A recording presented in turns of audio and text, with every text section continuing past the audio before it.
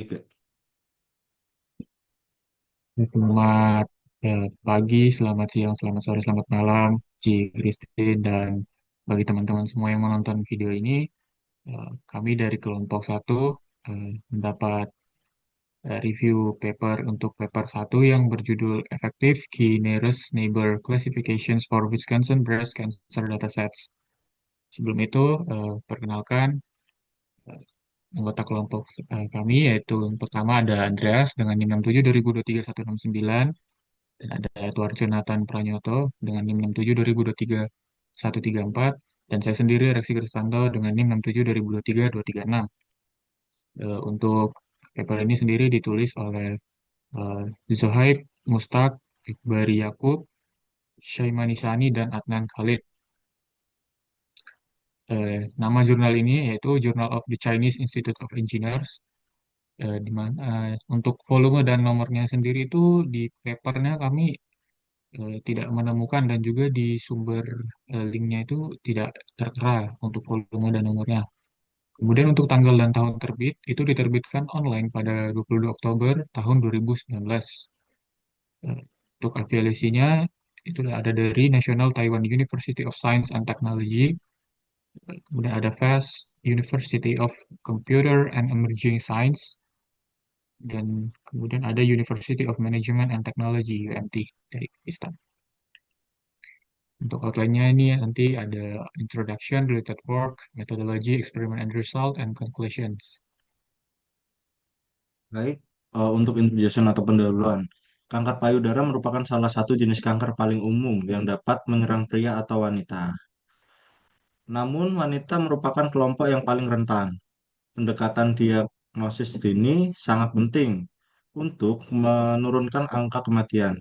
Algoritma K-Netborn atau KNN menjadi salah satu teknik machine learning populer yang digunakan untuk diagnosis kanker ini. Dengan performa yang sangat tergantung pada nilai K dan fungsi jarak yang digunakan. Penelitian ini mengeksplorasi efektivitas KNN dengan berbagai variasi nilai K dan fungsi jarak pada dua database terkenal yaitu WBC dan WDBC.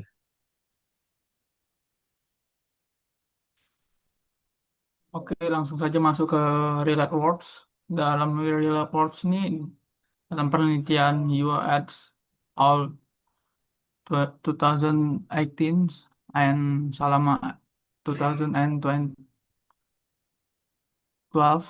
model klasifikasi seperti SPM ini, ada ANN dan Logistic Regression, berhasil meningkatkan tingkat akurasi hingga 98%. Jadi hasil ini menunjukkan potensi pembelajaran terawasi dalam diagnosis klinis.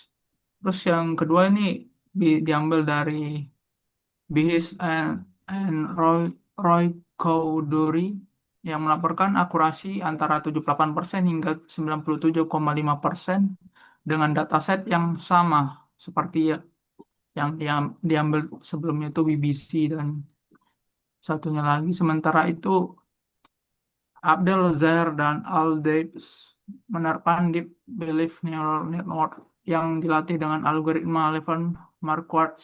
Meskipun metode ini cenderung mengalami overfitting, eh, mengalami overfitting, tapi eh,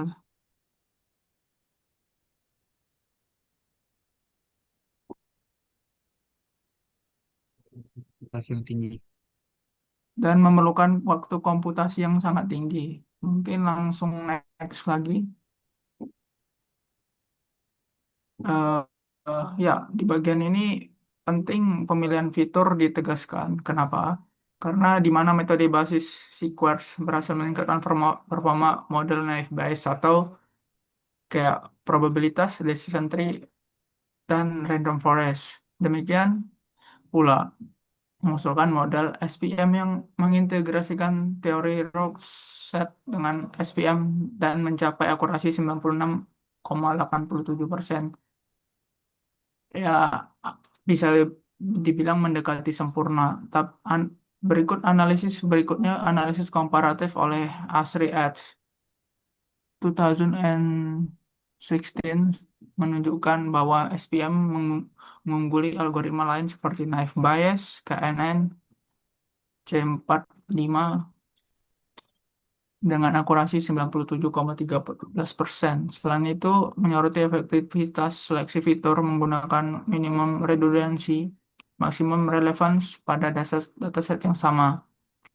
Berbagai algoritma yang diuji dalam dalam teori dalam jurnal Tripartite Ads 2014, di mana KNN, SPM, ANN, and least sequence SPM dievaluasi menggunakan data citra sel kanker payudara.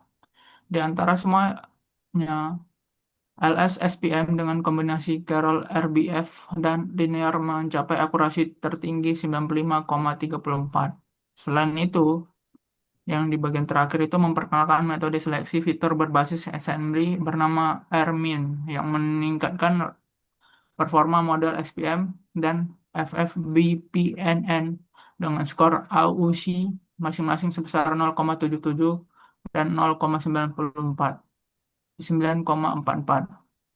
Terakhir, menganalisis berbagai fungsi jarak pada algoritma, CNN menggunakan jenis dataset yang beragam dan menyimpulkan bahwa evaluasi berbasis C-square memberikan performa terbaik. Mungkin bisa lanjut ke metodologi. Metodologi yang digunakan di sini ada 3 skenario yang digunakan dalam eksperimen tersebut, yaitu WOFS atau bisa dibilang without feature selection. Ini menggunakan seluruh fitur yang relevan digunakan setelah pra-pemrosesan data.